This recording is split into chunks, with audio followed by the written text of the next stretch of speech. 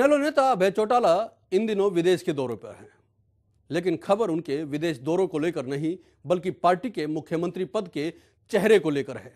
Party कहती है कि अगर सत्ता में आए तो मुख्यमंत्री ओम प्रकाश चौटाला ही होंगे या फिर जिसे वो चाहेंगे वो होगा। फिर विदेश दौरे के दौरान अभय सिंह चौटाला को उनके समर्थक भावी मुख्यमंत्री कहकर पुकारते हैं और अभय सिंह चौटाला चुप रहते हैं, ये क्या संकेत देता है? वैसे विदेश जाने से पहले जिस तरह अभय सिंह चौटाला ने बसपा सुप्रीमो मायावती से राखी बंधवाकर पारिवारिक संबंधों का जो हवाला दिया था, वो भी संकेत कुछ और ही देता है। जाने वाले जरा होशियार, यहाँ के हम हैं राजकुमार, होए होए आगे पीछे हमारी सरकार, यहाँ के हम हैं राजकुमार। गीत के बोल तो सुन लिए आपने, अब जरा ये संबोधन भी सुन लीजिए।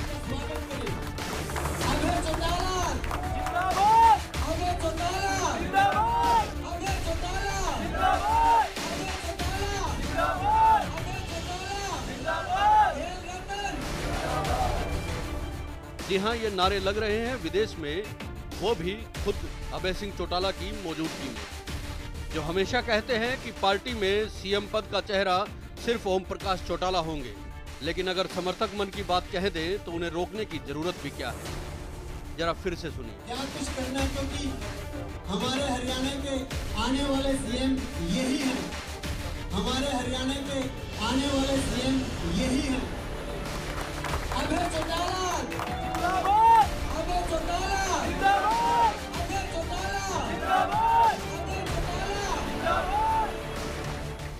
Indian National Lok Dal cadre based party के तौर पर जानी जाती है। 15 साल सत्ता से बाहर रहने के बावजूद इस पार्टी के कार्यकर्ता लगातार साथ खड़े नजर आते हैं, लेकिन अब कहीं ना कहीं ऐसा लग रहा है कि 2019 के रण में पार्टी में सीएम के चेहरे को लेकर कार्यकर्ता अब दो फाड़ तो नहीं हो रहे हैं। कोई चाचा को सीएम देखना चाहता है तो कोई भतीजे को मुख्यमंत्री बनाना चाहता है। वैसे राजनीति के जानकार कहते हैं कि अगर पार्टी में एकता बनाए रखनी है तो इस तरह की बयानबाजी करने वालों पर रोक लगानी होगी, और ये काम पार्टी के बड़े नेताओं का है। ऐसे में सवाल ये उठता है कि कनाडा में अभय सिंह चौटाला चुप क्यों रहे। उधर सांसद दुष्यंत चौटाला के समर्थन में कई कार्यकर्ता लगातार प्रचार कर रहे हैं।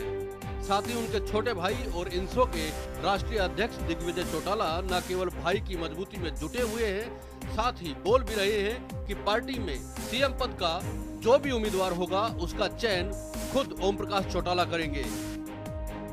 युवा सीएम तो निश्चित तौर पर युवा में ज्यादा एनर्जी होती है, मतलब चौधरी ओम प्रकाश चौटाला एक युवा से भी ज्यादा एनर्जेटिक है। तो निश्चित तौर पर जब वो जिस दिन भी उन बेड़ियों से, उस षड्यंत्र से बाहर निकलेंगे तो वो इस प्रदेश के सीएम बनेंगे।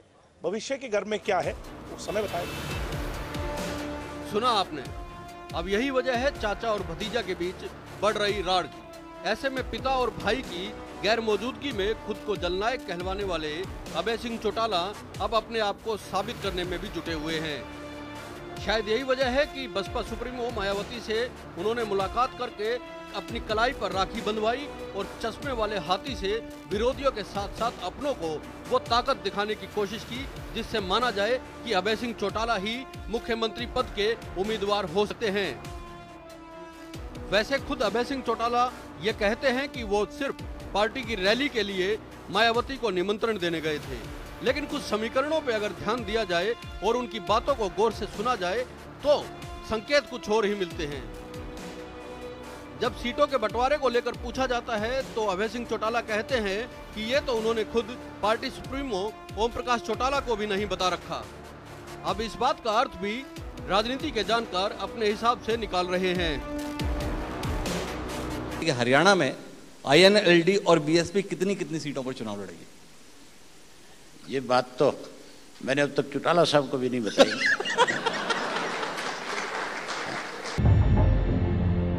इनेलो बसपा का गठबंधन 2019 में सत्ता का स्वाद चखने के लिए खूब पसीना बहा रहा है।